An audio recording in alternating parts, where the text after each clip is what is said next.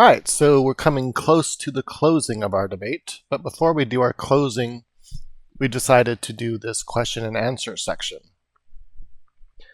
I will read the questions and then I will answer them. There are 3 of them.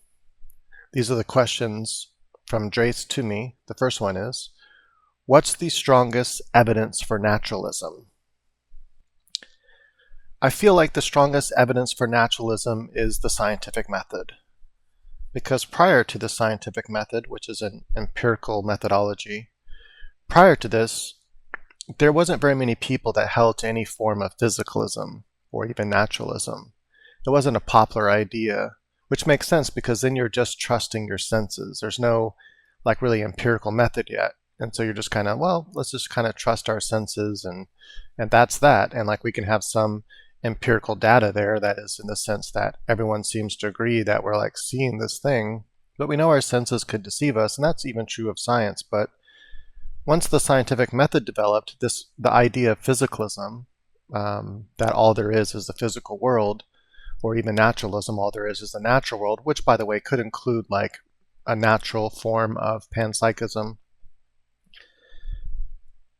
The scientific method really made this a popular idea, one that people can hold on to and go, hey, this kind of makes sense of the whole world. They kind of don't need, spiritual things anymore, it seems. But there's a problem with it. It doesn't explain everything. Obviously, there's certain questions that the scientific method could just never answer. It's not that it just can't answer them right now. It's that in principle, it will never be able to answer them. Does my life have purpose or higher meaning? Is there some ultimate purpose to my existence? Does God exist? That's something that science just cannot answer. So although this is the best possible answer, this is the strongest evidence for naturalism, I don't find it convincing. Also because I think there is strong evidence within the scientific data of a virtual system. That could be another debate. What's the greatest weakness of theism for you?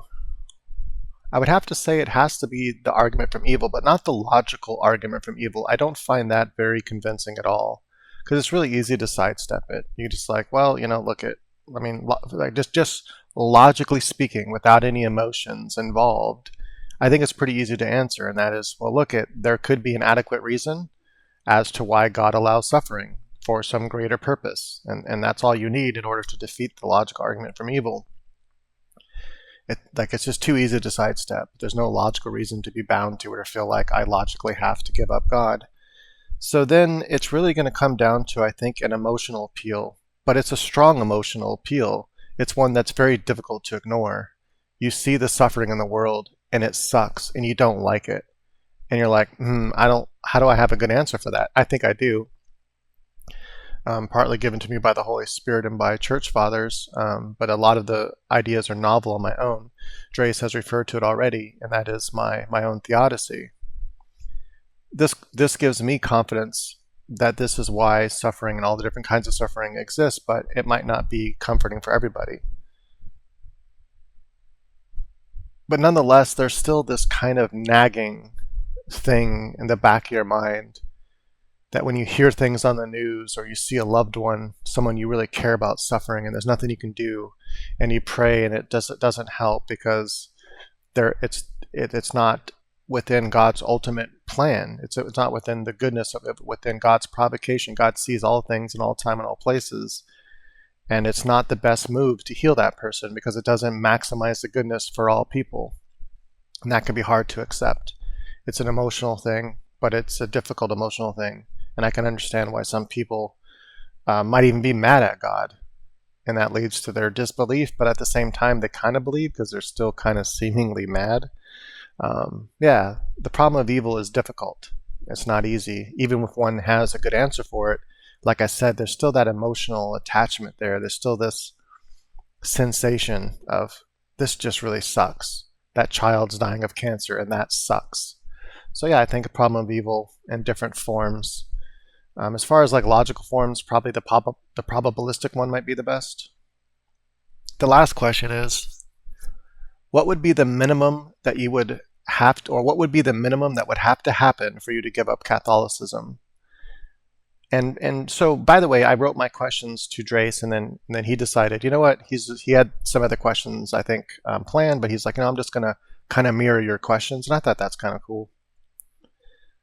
So, what would be the minimum that would have to happen for me to give up Catholicism? I think the minimum, it sounds like the maximum, but really for me, this is the minimum. I think it would, since God led me to the church, it would take God leading me away from the church with a good explanation, like, hey, this was a temporary thing that I had you go through for this purpose, some purpose that I understand when he tells it to me. And this was like a temporary path for you to take to get to the next part that I need you to go to. I have no idea what that would be. I can't even imagine what that would be. But something like that I think would have to happen. But I also kind of want to extend this question a little bit, and that is, well, what would be the minimum that would have to happen for me to give up God? And I think only God knows the answer to this question. But if I had to just try to imagine, like, what would have to happen for, I mean, because I have lost faith in God in the past, and a lot had to happen for that to occur. I don't think anything like that could happen again, but I know it's possible. And so I always pray, God, keep me in my faith and help me. I don't want to ever lose you again. I can't think of any like physical things that would happen that would make me lose faith in God, like suffering or anything like that. People dying, world becoming horrible. It would probably just take some great deception from Satan like it did last time, but something far more clever this time because I'm kind of aware of his ways more now. I definitely don't want to challenge that. I don't want to have to go through anything like that, so I'm just hope that I'm always protected. But yeah, I really can't. My answer to that is I really don't know. I can't think of anything. That concludes my answers to these questions, and I'll see you in the next part, the last part, our conclusions.